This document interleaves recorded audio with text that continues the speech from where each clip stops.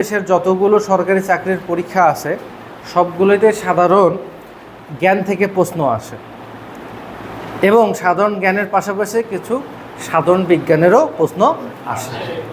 সাধারণ জ্ঞান বাংলাদেশ নৌবাহিনীর নাবিক পদের পরীক্ষাতে 10টা থাকবে, এখানেও এমসিকিউ আকারে তুমি প্রশ্ন পাবা। আজকের প্রশ্ন দেখো, বাংলাদেশের জাতীয় পতাকার ডিজাইনার কে? কামরুল হাসান। জাতীয় পতাকার ডিজাইনার কামরুল হাসান। বাংলাদেশের জাতীয় ফুল কি? শাপলা। কি? শাপলা। বাংলাদেশের জাতীয় প্রতীক কি? বাংলাদেশের জাতীয় প্রতীক,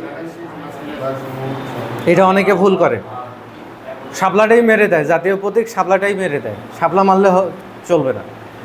জাতীয় প্রতীক হচ্ছিল মাঝখানে ভাসমান শাপলা, দুই পাশে ধানের শীষ, উপরে 2টি করে 4টি তারা এবং সবার উপরে দেখবা একগুচ্ছ পাট রয়েছে।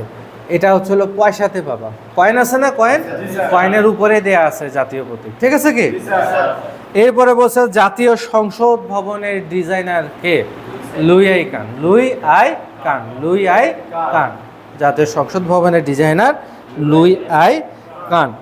তাজমহল কোথায় অবস্থিত? ভারতের আগ্রায়। ভারতের আগ্রায়। ভারতের আগ্রায় অবস্থিত। নেপালের রাজধানীর নাম কি? নেপালের রাজধানীর নাম কি? কাঠমান্ডু। নেপালের রাজধানীর নাম কি? কাঠমান্ডু। শিখা অনির্বাণ কোথায় অবস্থিত? ঢাকা সেনানিবাসে। ঢাকা সেনানিবাসে শিখা অনির্বাণ অবস্থিত, ঠিক আছে কি? এরপরে প্রশ্ন দেখো, বাংলাদেশের সবচেয়ে ছোট জেলা কোনটি? মেহেরপুর। বাংলাদেশের সবচেয়ে ছোট জেলা মেহেরপুর। বাংলাদেশের সমরস্ত্র কারখানা কোথায় অবস্থিত? বাংলাদেশের সমরস্ত্র কারখানা গাজীপুরে অবস্থিত, যেখানে মানে অস্ত্র, গোলা বারুদ এগুলো প্রোডাকশন হয়, ঠিক আছে? পদ্মা সেতু দৈর্ঘ্য কত?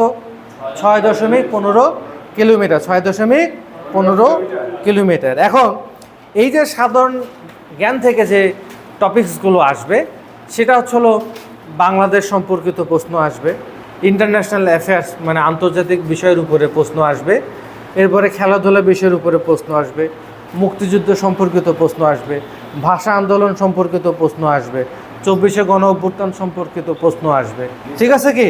বাংলাদেশের বিভিন্ন জাতীয় বিষয়গুলো নিয়ে প্রশ্ন আসবে, চলমান ঘটনাবলীর উপরে প্রশ্ন আসবে, বিভিন্ন দেশের রাজধানী মুদ্রার নামের উপরে প্রশ্ন আসবে, বিভিন্ন গুরুত্বপূর্ণ দর্শনীয় স্থাপনা সমূহগুলো কোথায় অবস্থিত সেগুলো নিয়ে প্রশ্ন আসবে, কি ঠিক আছে? অর্থাৎ তোমাদের সাধারণ জ্ঞানের একটা শীট দিচ্ছে, শীট পাইছো?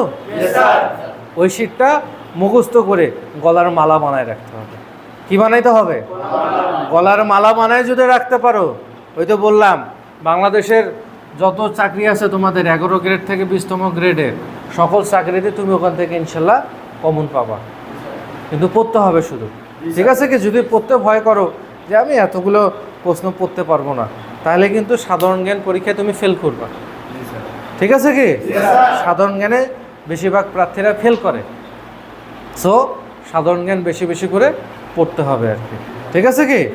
পড়লে ইনশাল্লাহ চাকরি পাবো, চাকরি পেলে আমাদের স্বপ্ন পূরণ হবে, নাবিক হবো, পরিবারের সেবা করব, দেশের সেবা করব, নিজের বউ বাচ্চার সেবা করব, নিজের র্যামঢ্যাম চলতে পারবো। আর কিছু লাগে?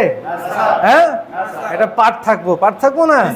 এলাকায় যখন যাবা ছুটিতে, ওরে বাবা কবে যায়, দেখো শামীম বিমান বাহিনী থেকে চাকরি করে ছুটিতে আসছে, হ্যাঁ, লিমন বিমান বাহিনীতে চাকরি করে ছুটিতে আসছে, ও নৌবাহিনীতে চাকরি করে ছুটিতে আসছে, ও পুলিশে চাকরি করে ছুটিতে আসছে, ও সেনাবাহিনীতে চাকরি করে ছুটিতে আসছে। একটা পাঠ থাকে না? সেই পাঠটা তো দেখাইতে হবে নাকি? ভালো করে পড়ো, ইনশাল্লাহ সফল হতে পারবা, ঠিক আছে? ওকে।